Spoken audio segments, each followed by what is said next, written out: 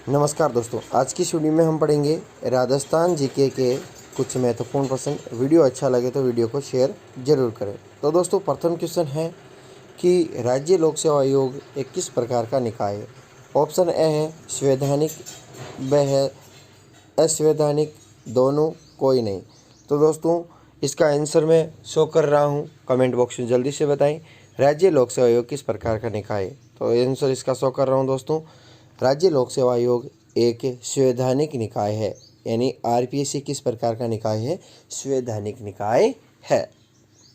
अगला क्वेश्चन आपके सामने है, राज्य के उच्च न्यायालय के अन्य न्यायाधीश की नियुक्ति राष्ट्रपति किसकी सलाह पर करता है। तो जल्दी से बताना है दोस्तों, राज्य के उच्च न्यायालय के अन्य न्यायाधीशों की नियुक्ति राष्ट्रपति किसकी सलाह पर करता है, जल्दी से बताइए। इसका राइट आंसर क्या होगा, ए, बे, से, दे, जल्दी से बताइए।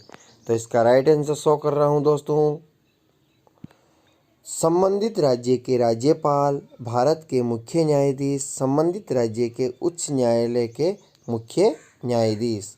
तो राज्य के उच्च न्यायालय के अन्य न्यायाधीशों की नियुक्ति राष्ट्रपति किसकी सलाह पर करता है, यानी संबंधित राज्य के राज्यपाल की सलाह पर, भारत के मुख्य न्यायाधीश,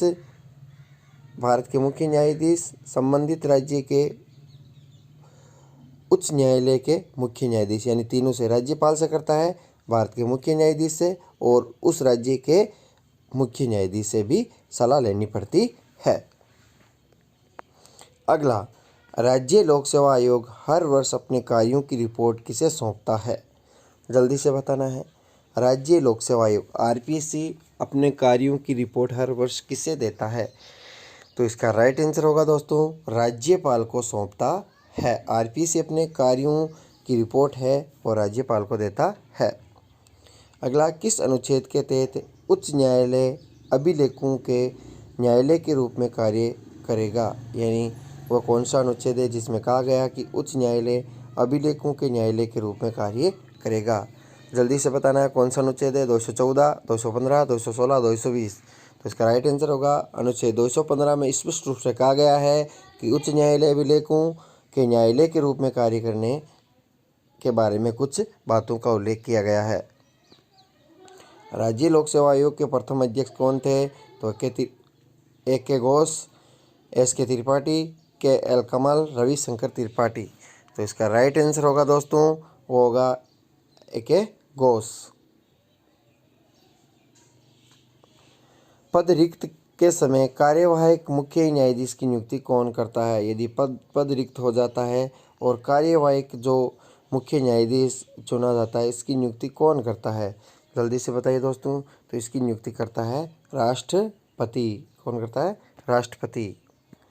अगला है, उच्च न्यायालय में अपर न्यायाधीश की नियुक्ति किसके द्वारा व कितने समय के लिए की जाती है। तो अपर न्यायाधीश की नियुक्ति है वो किसके द्वारा व कितने समय के लिए की जाती है। तो इसका राइट आंसर शो कर रहा हूँ दोस्तों, इसका राइट आंसर होगा राष्ट्रपति द्वारा 2 वर्ष के लिए की जाती है।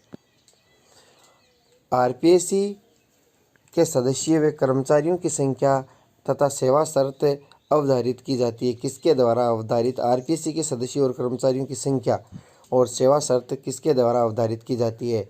तो दोस्तों, वर्तमान में संख्या पूछी जाए, एक अध्यक्ष प्लस 7 सदस्य होते हैं आरपीएससी में, तो कुल कितने हो गए दोस्तों, 8 हो गए। तो दोस्तों, यह अवधारित किसके द्वारा की जाती है, राज्यपाल द्वारा अवधारित की जाती है। उच्च न्यायालय में मुख्य न्यायाधीश के अतिरिक्त कुल कितने न्यायाधीश होते हैं। तो दोस्तों, उच्च न्यायालय में मुख्य न्यायाधीश के अतिरिक्त कुल कितने न्यायाधीश होते हैं। तो ये होता है निश्चित नहीं, यानी कितनी भी संख्या हो सकती है, इसकी कोई संख्या निश्चित नहीं है। अगला है, निम्नलिखित कथनों पर विचार कीजिए।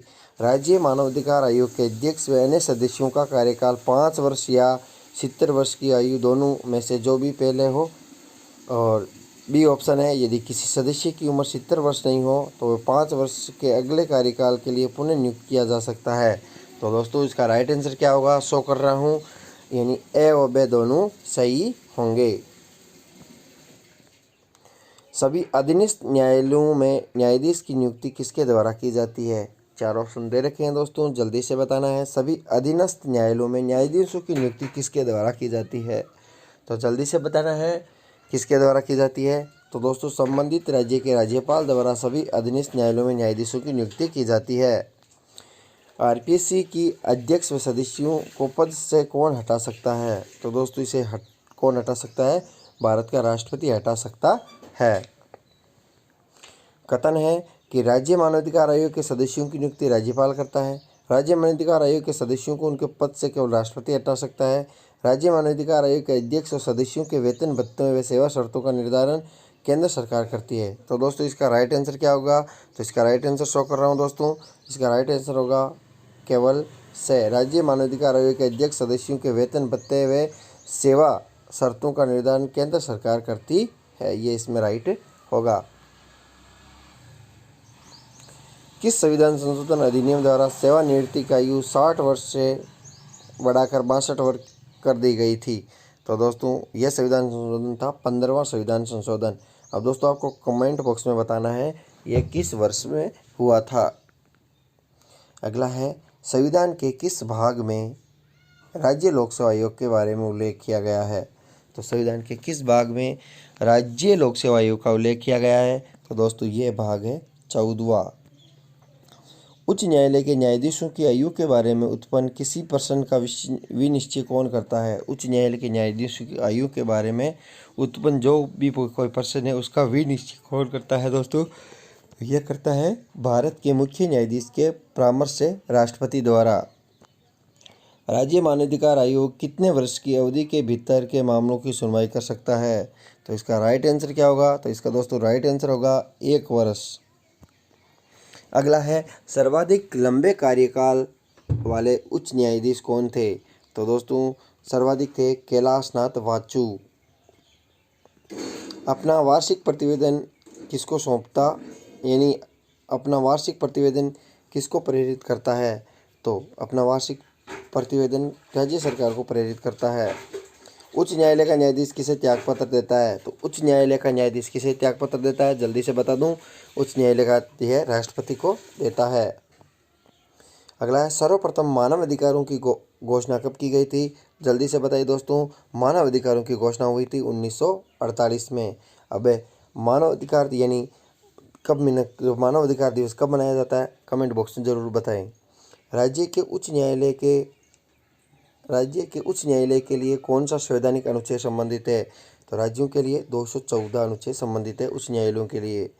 राज्य मानवाधिकार आयोग के अध्यक्ष और सदस्यों की नियुक्ति मानवाधिकार संरक्षण अधिनियम 1993 में कौन सी धारा के अनुसार गठित समिति के द्वारा की जाती है?